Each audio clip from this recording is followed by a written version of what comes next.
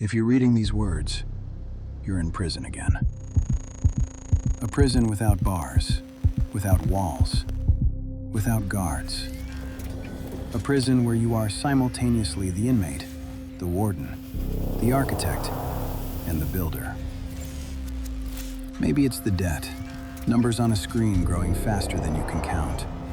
Credit cards maxed out, collectors calling, the fear of opening your mail.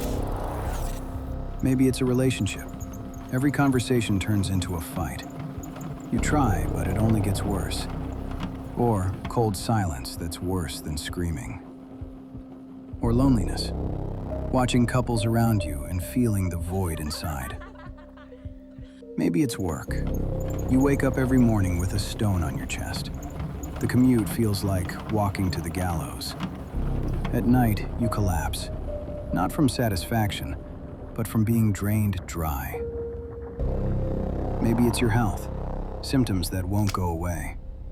Doctors shrug or prescribe pills that don't work. Or panic that hits in the middle of the day. Or endless fatigue where even sleep doesn't help. Maybe it's loss. Someone left and you don't know how to breathe anymore. Or losing yourself. You look in the mirror and don't recognize who's staring back. Who is this person? Where did the old you go? Maybe it's just emptiness. No specific problem, but no meaning either. You're mechanically going through days. At 3 a.m., you're asking yourself, is this it?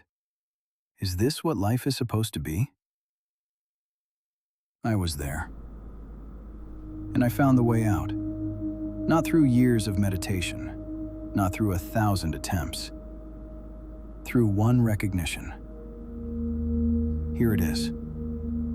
If you're in crisis right now, pause this. Get real help. This is a lens, not a lifeline. Everything you experience, the weight, the meaning, the suffering, you're sustaining it. Moment by moment. Not partially. Not somewhat responsible. You. Completely. Absolutely. And just as you're sustaining this, you can sustain something else. Easier than you think. A situation that brings joy instead of suffering. Right now. Why wouldn't your situation get worse? Seriously. What's stopping it? Nothing in the universe is static. Everything either grows or dies, improves or deteriorates.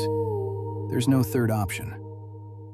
If you're thinking, at least it won't get worse, you're deeply mistaken. It will. Much worse. Why? Imagine a river. You're in a boat without oars. The river flows toward a waterfall. You think, well, at least I'm not going faster. But the current is accelerating, every second. You don't feel it, but the flow gets faster. Faster. Faster. And then, the drop. Your life is that same river. The situation crushing you won't stop itself. It's building momentum. Every day adds speed to the current. Every thought about it adds force to the fall. The only thing that stops the fall is changing direction. And that's your choice. Now. Not tomorrow. Now. There's a law of dialectics. It says, quantitative changes accumulate and transform into qualitative ones. What does this mean for you? Imagine a sand dune. Wind carries grains of sand. One grain, nothing. Another, nothing. 100 more, nothing. 1,000 more, still nothing.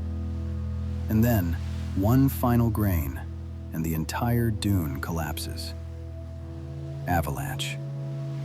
You don't understand why. It was just one grain. But it wasn't just one. It was 1,000,000 grains accumulating. And the last one simply revealed that critical mass was reached.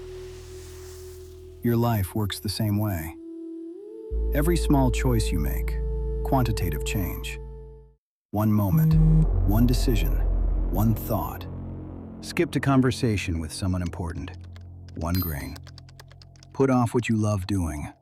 1 grain. Thought, I can't. 1 grain. Replayed in your head how bad everything is. 1 grain. Each one separately. Nothing. Imperceptible. Seems insignificant. But 1,000 of these nothings accumulate. And suddenly, collapse. Qualitative leap. Chronic exhaustion. Broken relationships. Illness. A situation spiraling out of control. Depression. Panic attacks. You don't understand where it came from. It was so sudden. But it wasn't sudden. Thousands of grains. Thousands of small choices. Good news? It works both ways. 1,000 small choices toward joy, and suddenly a qualitative leap into a new life. 1 grain of light, another, 100 more, 1,000 more, and suddenly, an avalanche of happiness. Now about something fundamental. There's a simple rule of reality. 2 objects cannot occupy the same space simultaneously. A glass can't be both full and empty at the same time. A room can't be both dark and light. You can't simultaneously move forward and backward. Your attention works the same way. Attention is space, limited space. At this moment, it can be filled with either one thing or another, not both. When attention is completely occupied with thoughts about what's crushing you, there's no room for joy. The space is taken. When attention is completely occupied with suffering, happiness has nowhere to land. The space is filled. You can't be fully consumed by suffering and fully open to joy at the same time. Either attention is on joy or on suffering. There's no third option. Imagine a jar of honey, pure, golden, fragrant honey. Now add 1 drop of cyanide. Technically, it's still 99.9999% honey. Practically, the entire jar is poisoned. You won't eat it. 1 drop changed everything. Your attention works the same way. 1,000 moments of joy and 1 thought, but what if? And all the joy is poisoned. The space in attention is occupied by the thought. Joy can't exist because there's no room. Now you're waiting for instructions? 10 steps? Forget it. This isn't instructions on how to do something. This is recognition that nothing needs to be done. But part of your attention is still locked in the doing, in the trying, in the fixing. So first, stop the doing that's killing you. Then the recognition becomes possible.